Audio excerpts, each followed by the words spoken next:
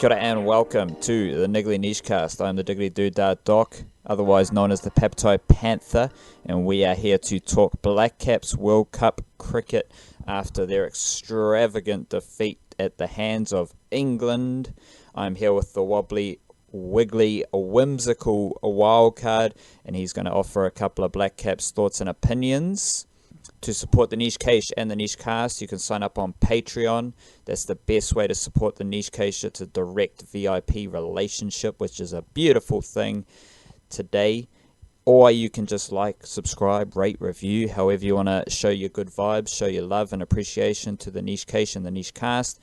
And we're always looking for a little podcast sponsor. If you've got a small to medium-sized business, we're out here supporting the hustlers around Aotearoa as well. Maybe you're a local drug dealer and you want to get your little tinny house popping. Hit us up. That's what we're here for, to help you, help yourself, elevate, ascend, and stroll through life in a beautiful way. Wildcard. 3 losses in a row for the Blackcaps. How the fuck are you? And the Blackcaps are going to win the World Cup though, right? Oh, surely. We're picking at the right time, surely. Like, you just roll into the semi-finals doing exactly what the opposition don't expect, and we're just chucking out a big old bluff here. Martin Guptill's going to score a double hundred, because that's what he does in his first knockout game of every World Cup, and should be sweet from there, I assume. At least that's what I gather the plan is. I am struggling to find a plan. And to counter that, I've got this weird dichotomy where I'm struggling to find the plan. Doesn't seem to be a whole lot of clarity in the plan. But I'm also getting this vibe that the Blackcaps are just drastically overthinking everything they're doing. Do you get that vibe?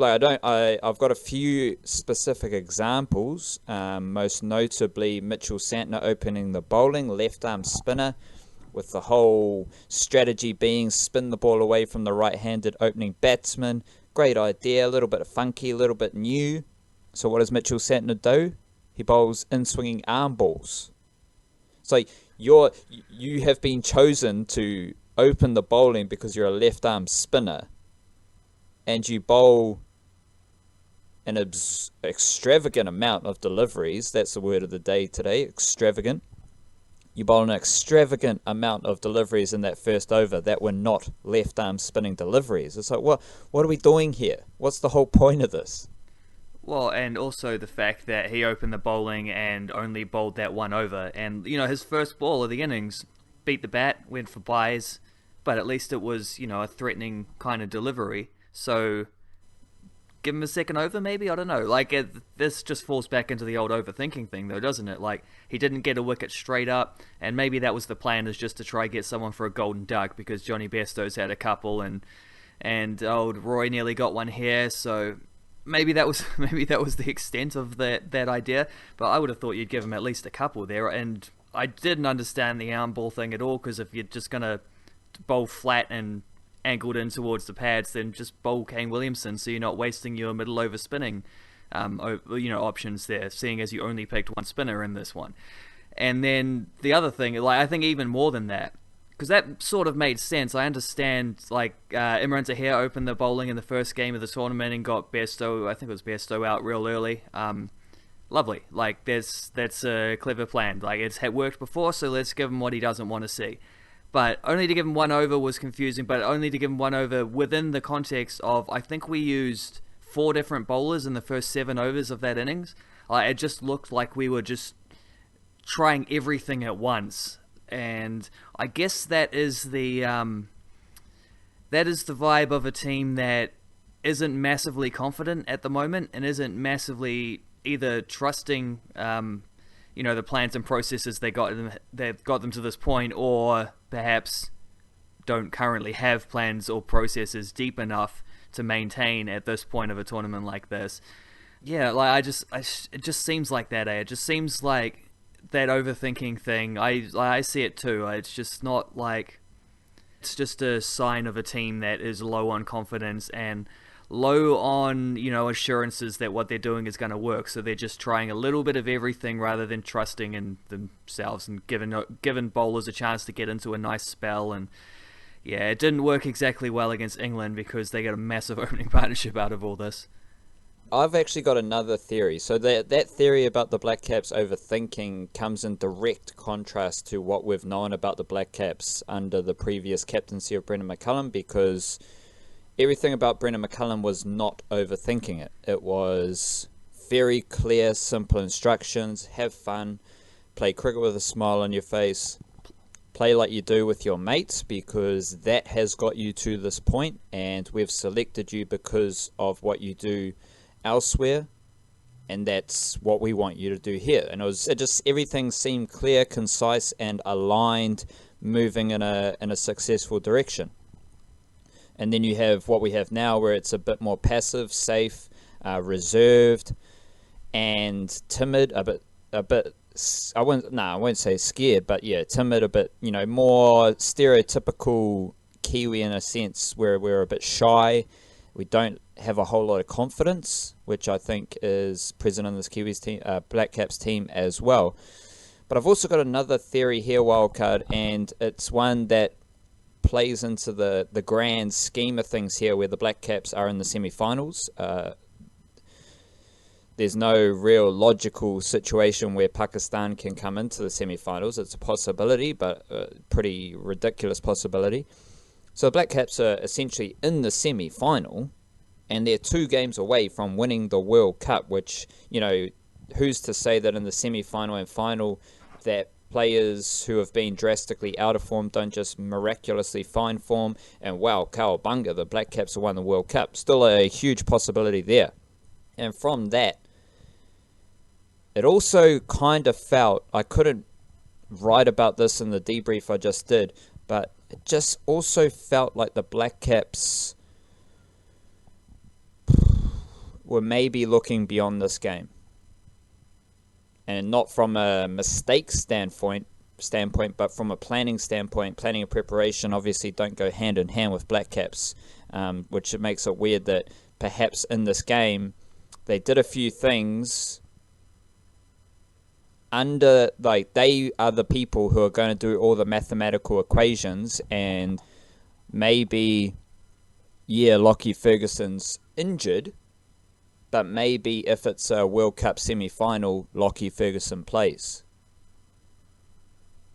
And I think that vibe might have just been present in a few selections and how the Black Caps operated in this game, was that they would have done their equations prior to the game, and they would have seen how crazy it would be, what craziness would have to go down for Pakistan to crack a semi-final spot ahead of the Black Caps.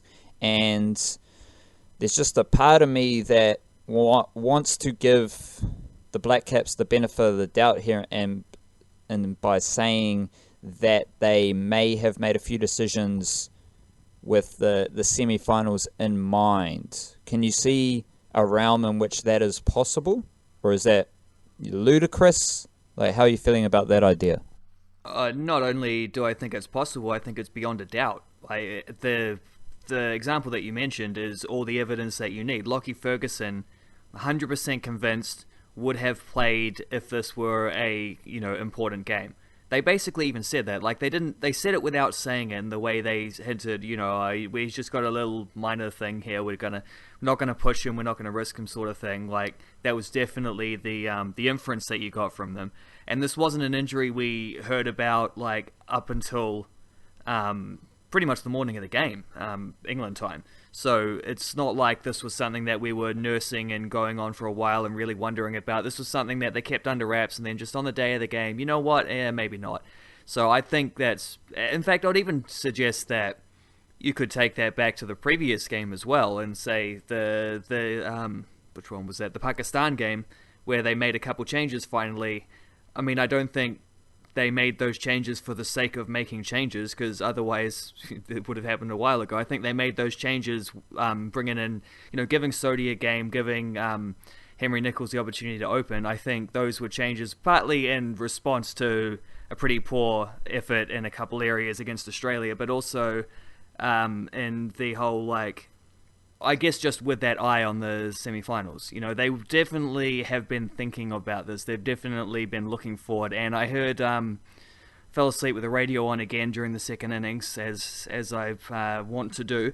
So woke up this morning to hear them talking about cricket on Radio Sport, and then they interviewed Jimmy Neesham, and they talked to Jimmy Neesham about what it takes to make the next round, and he was saying, yeah, no, we got our guys with the calculators. They know what they're doing. They've made the calculations, and then they were sort of asking them, like, where's your mindset now? Are you going to watch the next game, like the Pakistan-Bangladesh game? You're going to, you know, what's your focus here? And he's just sort of said, like, I mean, I probably won't watch it. That's not really that interested. Have a couple days off at the time and, you know, see how it goes and come back. Like, everything he said gave you the impression of a person who fully expects to be playing a semi-final, which is true because they will be playing a semi-final. And this is after a pretty hefty defeat to England, so if after the hefty defeat you're still feeling like making a semi-final like that, well, you got to know that they were already feeling that before this game. So I think it's beyond a doubt that they had a little, like, just took their, I won't say they took their eye off the ball, because it's not like they go out there not trying to win a cricket game, but perhaps they were just slightly less than focused because they know that the big one is, you know, the one that matters is the one that comes next, and this one wasn't really going to make much of a difference, especially not against a desperate England team who themselves really had to win. Which kind of comes back to the overthinking. I suppose it does, yeah. Thinking, because you could argue that they've kind of overplayed their hand and tinkering with all their lineups and overthinking the need to change selections now in the tournament in a kind of interesting stage of the tournament based on the fact that they are probably going to make the semi-finals. So it's a very weird situation that we have with this Blackcaps team wildcard, because quite simply a lot of the issues we've talked about for so long now are being exposed, and that's juxtaposed against the fact that the Blackcaps are in the semi-finals of a World Cup and are 2 games away from winning a World Cup in rather extraordinary circumstances. There's a kind of telling little note that I thought of. It's always a sign for me of a good organization, a good team, a good club, when players from the team below, the reserve grade team, or, you know, the feeder clubs or the second 11 or whatever it is, the wider squad, can come into the team and just look at home in this arena, in this level. That's not the case with the Blackcaps right now. Henry Nicholls has come in and he's had 2 low scores. Like, this job has been gifted to Henry Nicholls at an almighty stage of a World Cup.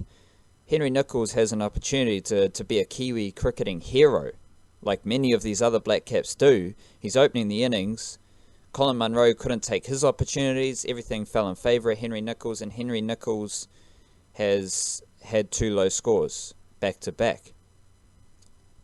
Tim Southey came back in the team. He bowled 9 overs, 1 wicket for 7.7 runs. Didn't really look to be a factor in the bowling department. Matt Henry came in and looked alright, as he's been known to do. Ish Sodhi in the last game. I think that was Australia, wasn't it, Wildcard? Yeah. Yeah, I said Australia and Pakistan ran the wrong way before, but yeah, there was, right, Australia was the last game. Yeah, you threw me off there. Ish Sodhi came in and couldn't be effective. And so the way I view that is that these players are not coming into the first 11 and performing. They're not seizing their opportunity. They're not doing everything they can desperately to earn selection in the next game. And, you know, for someone like Henry Nicholls, he's probably going to open in the remainder of the World Cup, and that's fine, but it's just not a good sign. It's not a good thing to see new players coming into the team and struggling. You want to see new players coming into the team and taking their opportunities, feeling good, feeling confident, looking vibrant, and just like they own that role, own that moment. Henry Nicholls wasn't out. He got LBW to Wokes, and as the commentators were saying at the time, Henry Nicholls knows that he's jumping. Henry Nicholls knows he got hit above the knee roll. Martin Guptill saw all of that happening as well. And yet when Henry Nicholls walks down the pitch, his body language is just like moping around. Guppy looks like he can't do anything. Like, Guppy looks like a deer in the headlights. He's stuck. He's got zero confidence. And neither of them just had the confidence to own that moment and say, nah, it was going over, mate. Review that shit. And that kind of just reflected to me where this Blackcaps team is at. So there's a couple ideas there. It's just the players coming in and not performing, and then just the vibe coming out of the Blackcaps. They just look a bit ho-hum. They look like there's every chance for them to win a World Cup right now, and these guys look like they're just battered and bullied and don't know what they're up to. Yeah, similar thing to that Henry Nicholls one happened in the Women's World Cup semi-final I was watching this morning, where like Sweden, I think it was late in the second half. The game went to extra time, and Netherlands ended up winning 1-0 over Sweden. But Sweden had like a dead set penalty at one point in the second half, and nobody even appealed. Like, it just looked like a clean tackle in the tally coverage. The defender got straight back up. No one seemed to make a fuss. The attacker who got fouled just sort of like shrugged it off, got back up. The ref turned around, didn't bother with it. And they were looking at it afterwards. I didn't even think about this, but until they looked at it afterwards, in between, like before extra time started, and were like, hold on a second, if you actually watch this closely, like, she gets none of the ball. She goes straight into the leg of the attacker, and no one even appealed. It's like, why? Like, it just, the moment passed by without any fuss, and it was like, this could have been such a pivotal moment. That probably would have been Sweden into the World Cup final there. So it's funny how those things happened, because owning the big moments, like that was something I was talking about with the football ferns in that tournament, which they didn't really do. Like, it's just so important in close games, and any, late stage Cricket World Cup game is going to be a pretty close game, or if not a close game, then one at least decided on those crucial little factors, the out or not out kind of decisions, where there maybe is only an inch or something in it. Like, it can be so important, and like to not even, I don't know, I thought that was going a mile over when I saw it too. I couldn't believe that they didn't even want to have a look at it, especially knowing our struggles with openers and how much it could mean.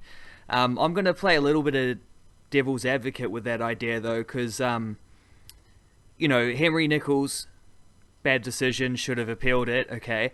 Martin Guptill then flicked one. Like, Martin Guptill's looking pretty bad at the moment, and is arguably the biggest problem with our team, because he is supposed to be our third best batsman, and he hasn't looked even a shade of that right now, up until this point. And that is massively concerning, because he's the difference between us being a functioning batting lineup and not, because you can't get anywhere with just a middle order. You need a little bit else. And yeah, that's a little bit frightening coming into a semi-final, but the way he got out, I mean, that was a stunning catch, flicked it, like, strangled down leg side, and a pretty incredible catch by, it's Butler, isn't it, the keeper, not Bairstow. I still don't understand that, how Bairstow keeps in tests and Butler keeps in ODIs, but they both seem to play in each. I just don't really get that. But anyway, great catch. Like, that could easily have gone for 4 runs, and Guptill's still going. Nicholls given out with a pretty dodgy one. He could have appealed that, and he could have kept going. Kane Williamson out in the way that everyone says is the most unlucky way to get out. The old straight drive, which catches a finger of the bowler on their follow through, and then you run out at the non-striker's end. Ross Taylor ran himself out. Just no need to run that, to come back for that second there. Like, just a bit of a silly decision, probably influenced by the pressure we were under at 3 for 60 odd. Suddenly we're 4 for 69. Like, those top 4 wickets were all either unlucky or avoidable, and easily avoidable or very unlucky too. Take into context then the first innings, where I think, similar to that Australia game, I thought we bowled really well there, and it was just that one partnership that got away from us. It didn't feel that way against England, but I think it kind of was that way, because like, at 120 odd without loss, within 20 overs, you're looking at a score of like 350 to 400. And to keep them to 305 for 8, I thought was pretty excellent. Like, nobody, I have to check this, but yeah, nobody passed 50 outside the openers. We could just consistently chipped away with like wickets along, like, for the rest of the game. There were no massive partnerships after that or anything worrying. It was just that one massive partnership at the start which got them so far out ahead that we didn't really recover. if we'd got an early wicket there, like say Santner had actually gotten Jason Roy or Johnny Bairstow out in that first over, that could have been a completely different story. So even though we lost by 119 runs there and it looks pretty awful, I don't know that they were as far away as it seems or as it feels.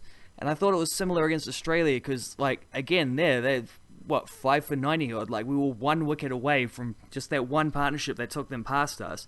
Maybe we would have been bowled out for 80 having to come up against the fired up Mitchell Starc. Like, we can't rule that possibility out.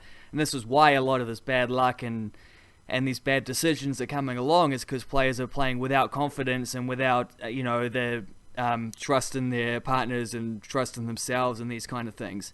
Like, it's not a coincidence that bad things happen when you're playing badly. It just feels like a snowball effect, but it's a deliberate, well, not deliberate, but it's a definite correlation between these things. This is kind of where we're at right now. They're not that far away, but unless they start playing with a bit more sort of aggression, a bit more sort of proactive nature, I don't think they're going to be much of a factor in the semi-finals, just quietly. And let's not forget, Martin Guptill squeezed one down the leg side, and then Henry Nicholls did the same thing. Oh, Henry Nicholls did it first, and then Martin Guptill the next game. Yes, you're right, yeah. Squeezed one down the leg side. So it's kind of like, however, different guys making the same mistakes. Well, it's those type of dismissals can feel like, oh, you're a victim. You're a victim of the cricketing gods going against you. But and this is why they keep happening, right? Yeah, and you have to, it's when you're in this type of form slump, you are getting out any which way, and you can't really be too negative on the batsmen because they are just getting out any which way, and there's nothing they can really do about it.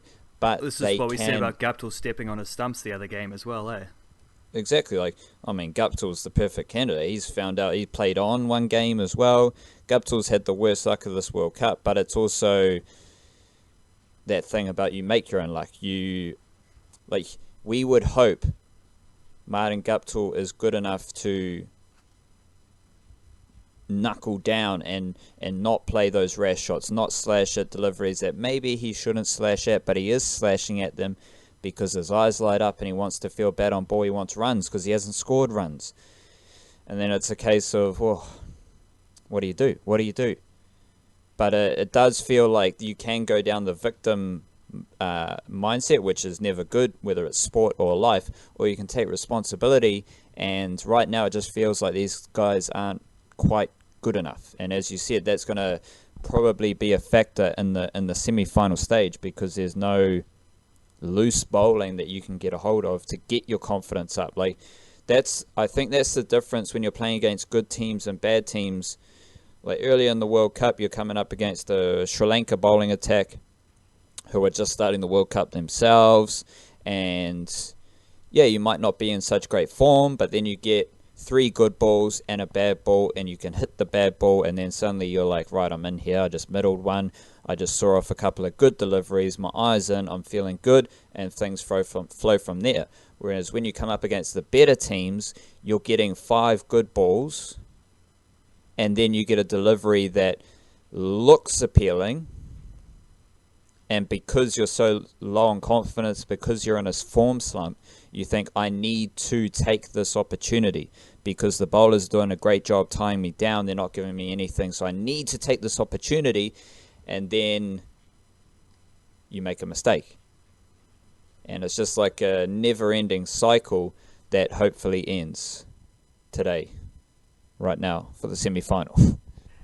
I mean, it's not that hard to end those kind of things. All you got to do is stop living in your own head and, get outside, get some wider perspective, and realize that if you could, realize that you can take control of your situation. It's not the hardest thing in the world. And then if you do your best with your best intentions and it's still not good enough, well, you can't really, you can't feel bad about that because you've done what you could.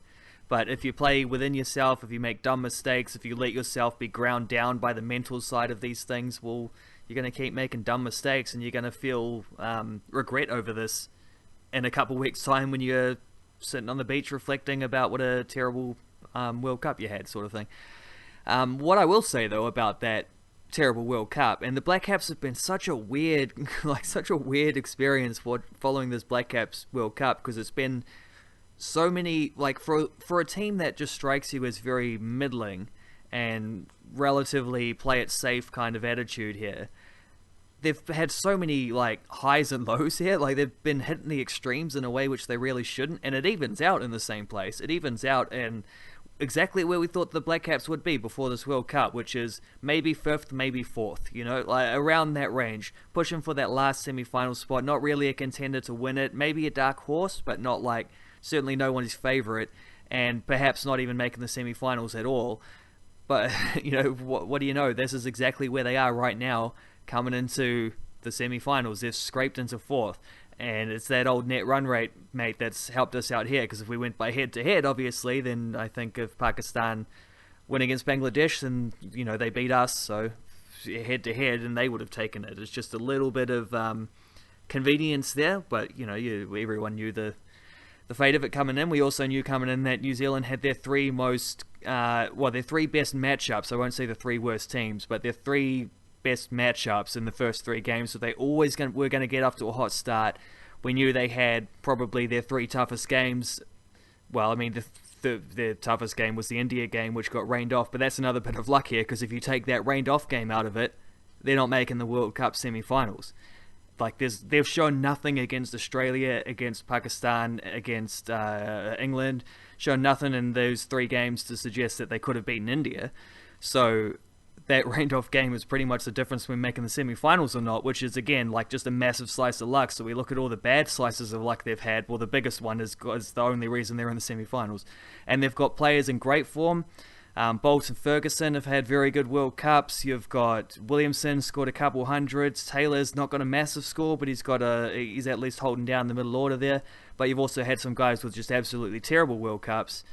And again, it just balances out in the middle. It just balances out exactly where we thought this Blackcaps team would be. So we haven't really won anything. We haven't really lost anything. We're just exactly where, we've just broken even here on expectations. It's just been a really weird journey to get to where we are. And we're now 3 games into the run of 3 games where Ross Taylor and Kane Williamson haven't scored over 50 runs, and the Blackcaps have lost. Lo and behold. So when the Blackcaps were winning games earlier in the World Cup, Kane Williamson and Ross Taylor were scoring all the runs. Now they aren't scoring the runs, the Blackcaps are losing, which is a concerning sign. How do you view the Blackcaps first 11, just to wrap things up here, considering at the most important stage of the World Cup, we've just been given a reminder that no one knows the best first 11, which was a huge issue coming into the World Cup, because you want to know what your best team is, and then from there you can tinker to suit different conditions and roles that different players have. The Blackcaps had no idea about who the best first 11 was. Case in point with Henry Nicholls and Colin Munro, which went back all the way to last summer as well. We've seen Ish Sodhi come in. We've now seen Tim Southee come in. Matt Henry has come back into the team. We've gone from a situation, wildcard, where there were no changes. Don't change a winning team, bruh. And now everyone in the squad, except for Tom Blundell, has played a game. In the space of 3 games. In the space of a week, the whole mix of this team and the squad has completely flipped from being super settled, super don't change a winning team, bruh mentality, to now everyone in the squad except for Tom Blundell has played in the past week.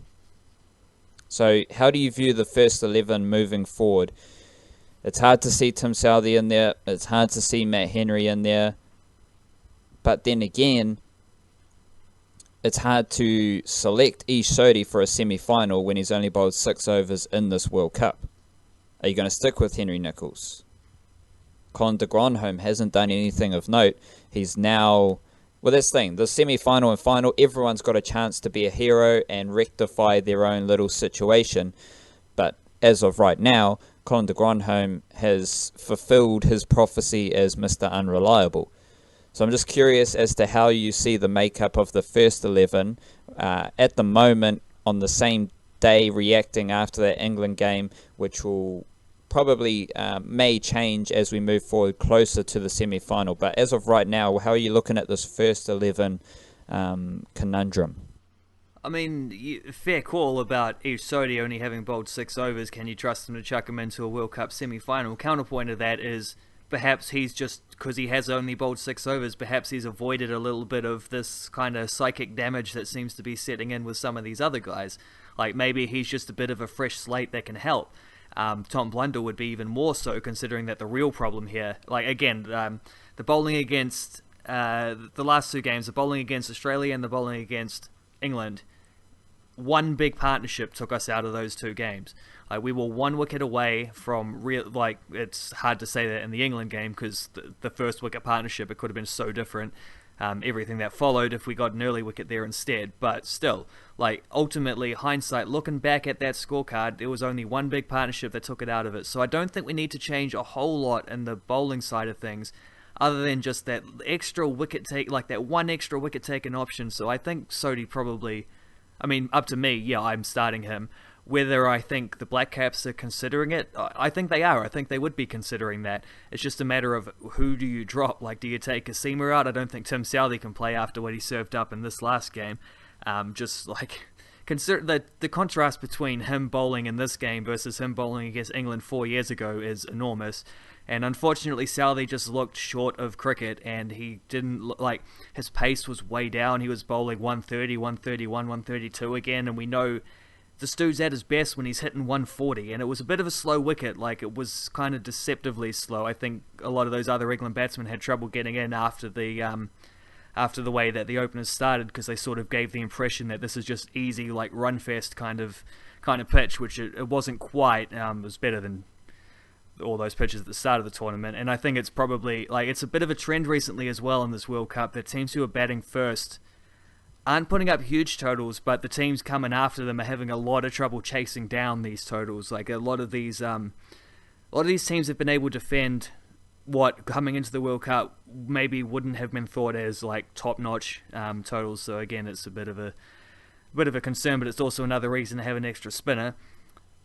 I think Matt Henry's probably going to stay in there, and I'm at this point like I'd be bringing in Sodi, but I'd be dropping de Grandhomme, and I'd be patting him on the shoulder, and I'd be saying, Colin, mate, you've done well, you've done better than expectations, you were brilliant against South Africa, you had, which one was it, Pakistan, wasn't it, where him and Jimmy Neesham batted for a little while and got us, say you did well there, Colin, you did well, you've done exactly what we asked you up until this point.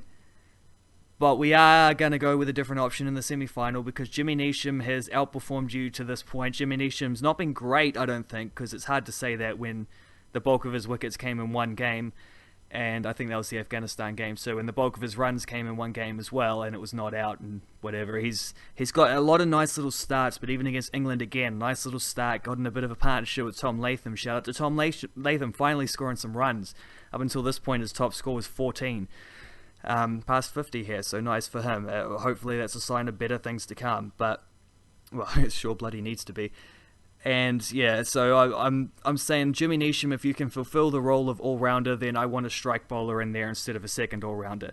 And I'm just going to have to back my top order to score runs, because if they don't, it doesn't matter which bowlers we pick, because we can't do anything if we don't score any runs.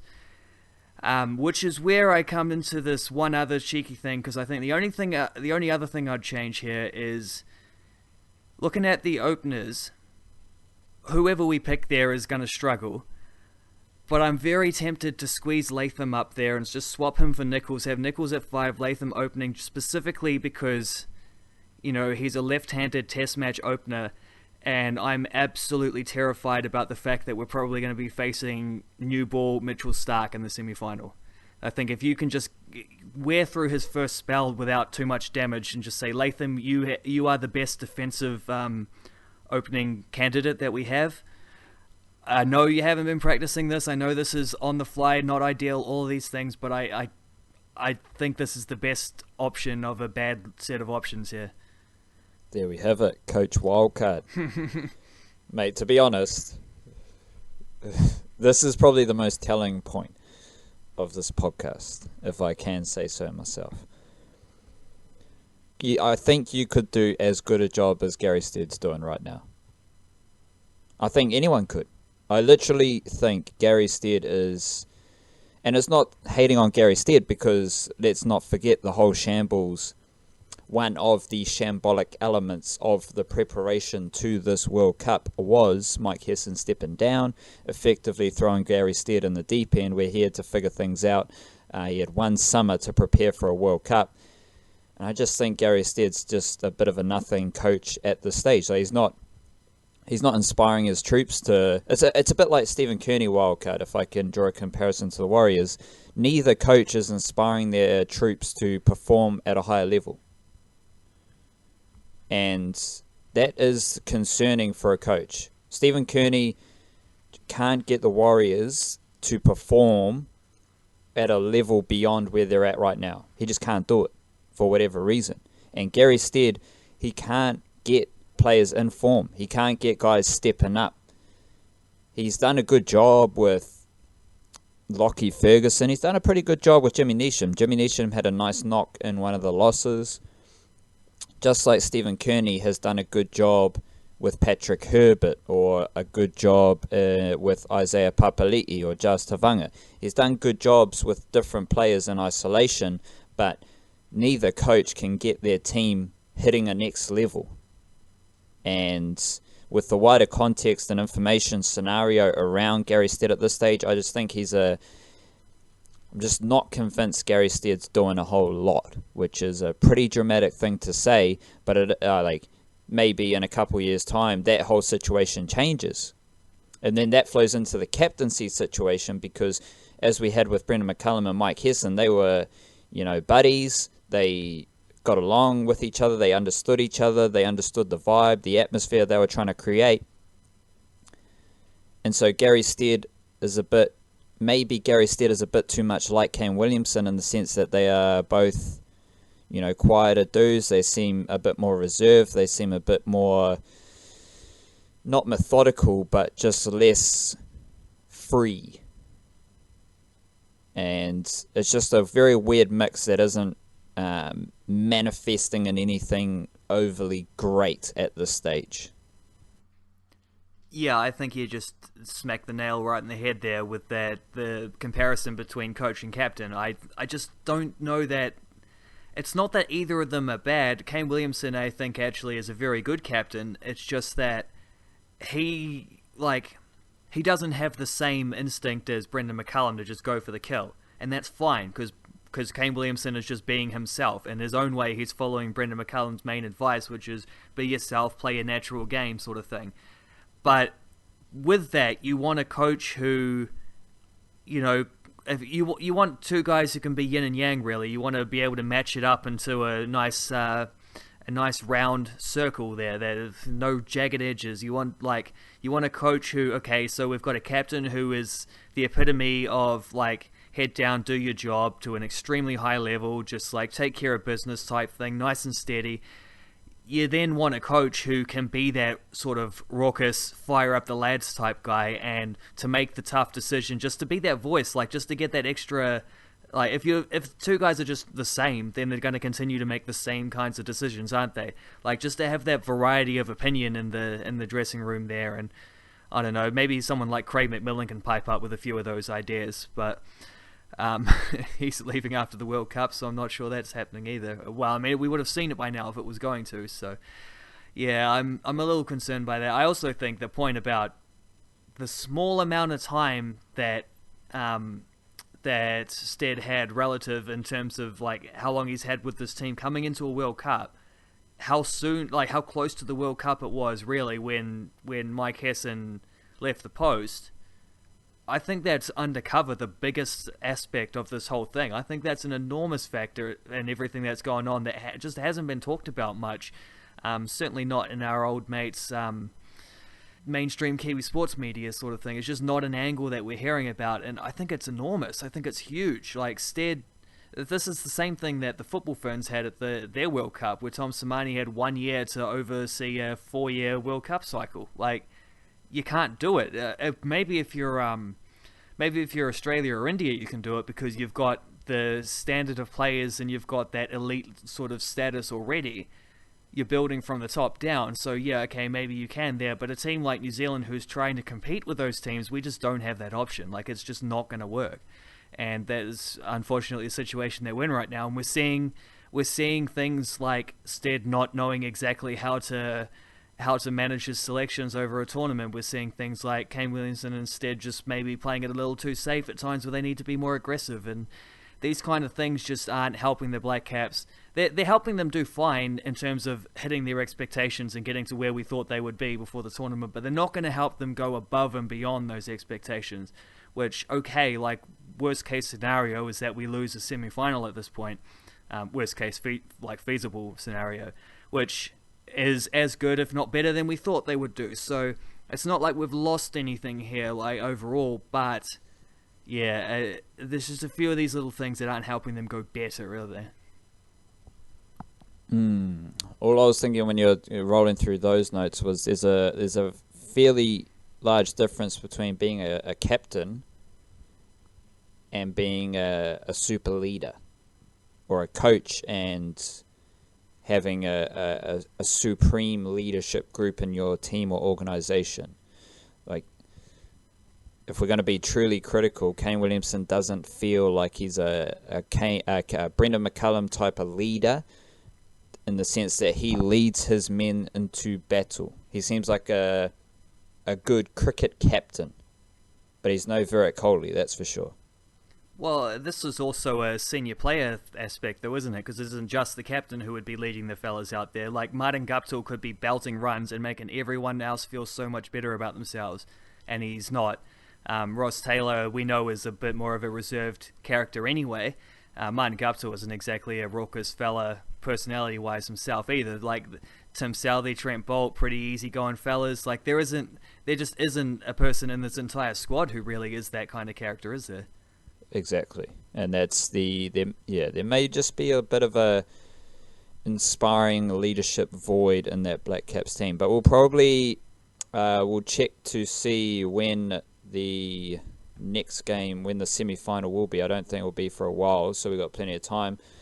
I'll just double check that while we're rolling through. Semi-final 1 is on the 9th, semi-final 2, which we won't be playing in. We'll be playing in the first game because we'll be finishing 4th. What day is the 9th? That's 5 days' time. Tuesday, overnight Tuesday. That's the one, overnight Tuesday. So we'll probably come back for a preview podcast I think it's important. This is the whole thing. We've talked about this crazy situation the Black Caps are in right now. For that semi-final, I think it's important, wildcard, we come back for a preview just focusing on the hype for a cricket semi-final, Cricket World Cup semi-final, because it's kind of the only moment we'll probably have to really just embed ourselves in the joy of a New Zealand sports team competing at a semi-final level of their World Cup. Because if they lose that, then we'll get into our dissecting and spreading our messages of the complete lack of planning and preparation, which are all based on supreme facts and what happened, and it's so easy to read, but apparently all the mainstream media can't read the situations. So all of that stuff can come after. And right now we're reflecting on 3 losses in a row, so that's why the tone of this episode and recent episodes has been a bit down, because, you know, our team's just lost 3 games in a row. But we'll come back for a preview to preview a Cricket World Cup semi-final, probably against Australia. It's looking like wildcard, or India, one of those. It's probably Australia, but if Australia lose and India win their last games, then yeah, that would change. Roger Dodger. We'll see you later on. I'll record the Rugby League episode tomorrow, and then we'll just see how the podcast agenda rolls out. Otherwise, kia kaha, stay beautiful, and we'll see you later.